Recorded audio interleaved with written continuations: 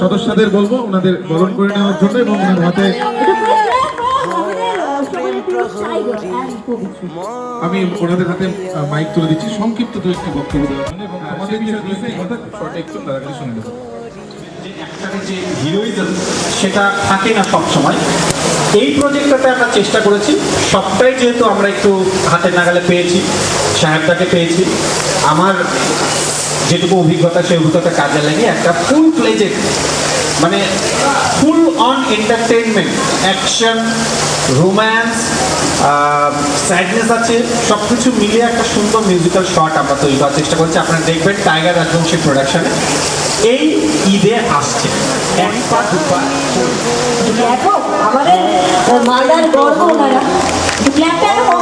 একটু জোরে হাততালি দেবো এবং তাহলে বলবো যে ওনাদের এই নতুন যে প্রজেক্ট আসছে তারা আরো সাফল্য অর্জন